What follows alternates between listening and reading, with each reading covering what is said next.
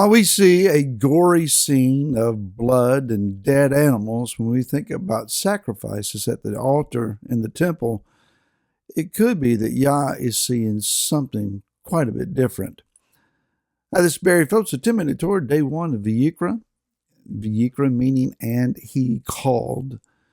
Let's start in Vayikra, Leviticus, chapter number 1, verse 1.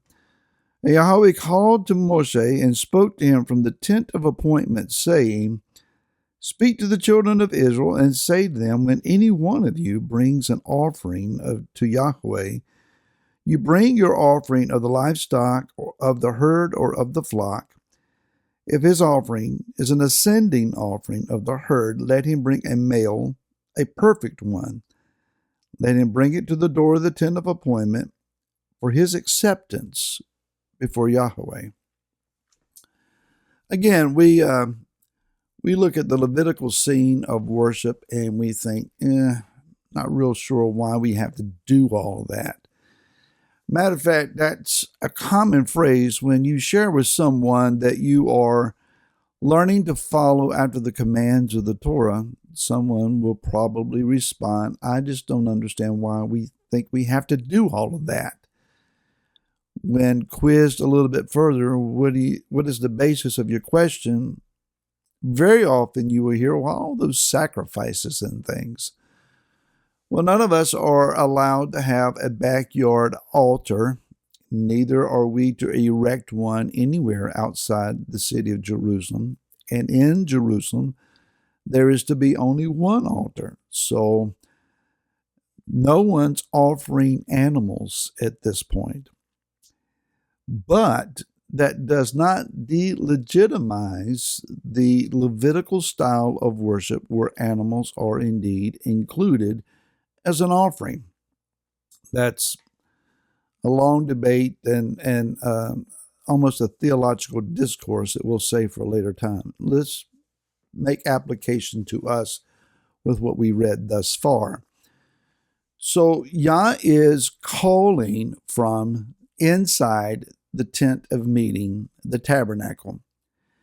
His presence resides over top of the lid of atonement, which covers the Ark of the Covenant.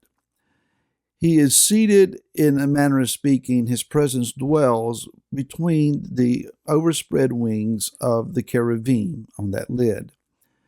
And from that space, his voice emanates out beyond the tabernacle into the hearing of Moshe, and Yah begins to speak to him. Now, previously, Moshe was climbing the mountain to converse with Yah.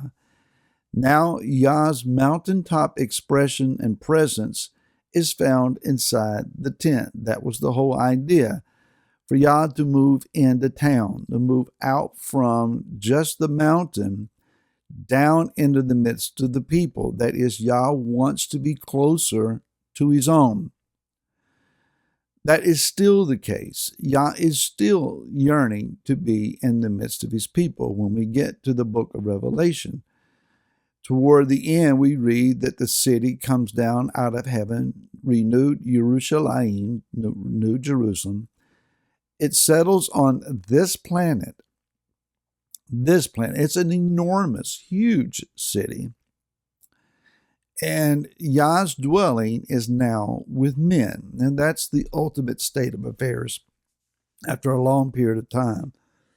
Excuse me. So in the meantime, Yah is asking that you and I approach him. Does that mean we have to get on planes and ships and go to Jerusalem just to talk to him? Well, of course not.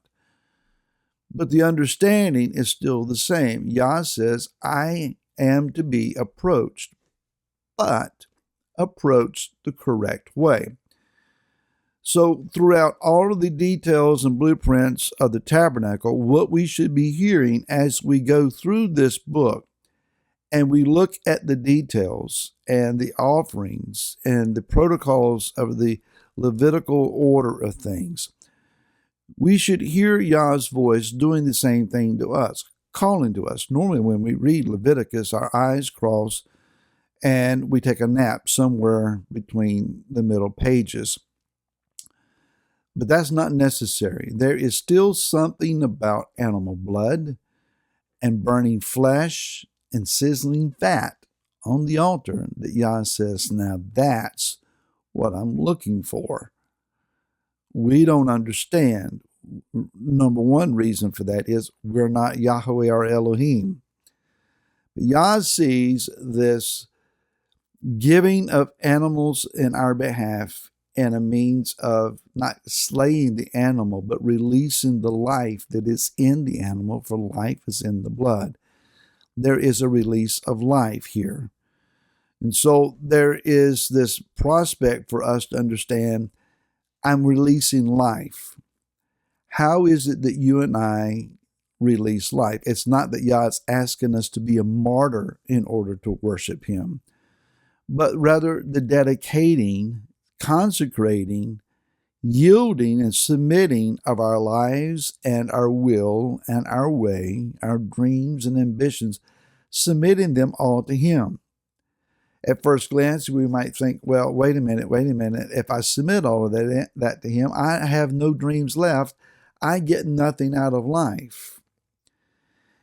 Submitting our dreams, our ambitions, our goals, our agendas to Him is not to relinquish them and never see them again, but rather we submit them to Him and say, put them in order and take them away if they're not of your will. Obviously, if we're dreaming about something that Yah has no desire for us to accomplish or to be involved in, He's saving us from wasting our time. But when we submit these things to Him, then He can set them in order. He can put them in their proper times and seasons. He can take us through the processes that are necessary to prepare us to realize these dreams with effectiveness. Otherwise, we might find ourselves promoted to a place to where we're ill-prepared to handle it.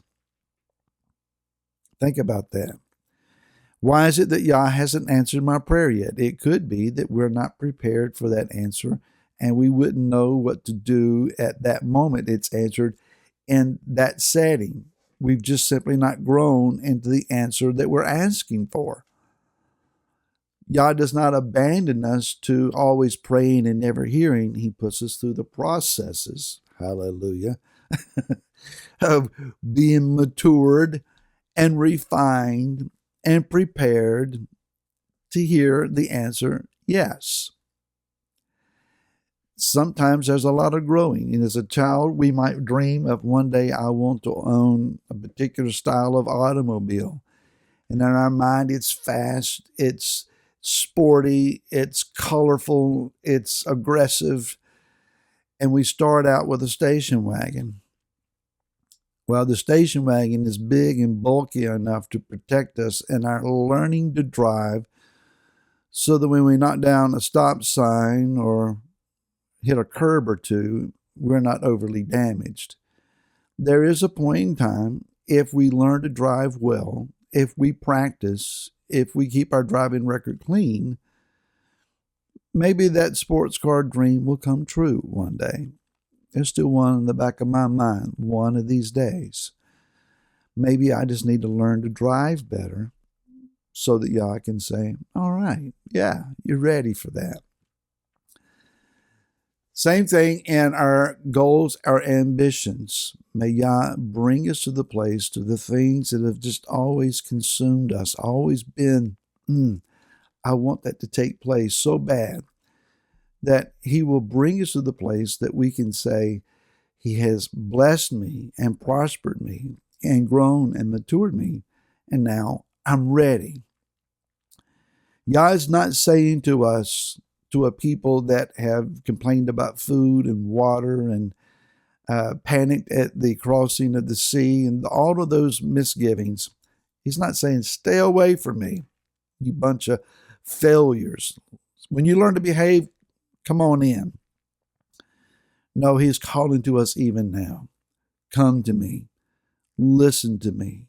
Approach me. Bring your gift. Bring your offering that represents your need. Follow the protocols, and let's have a conversation. May Yah speak with you today, and may you hear yes.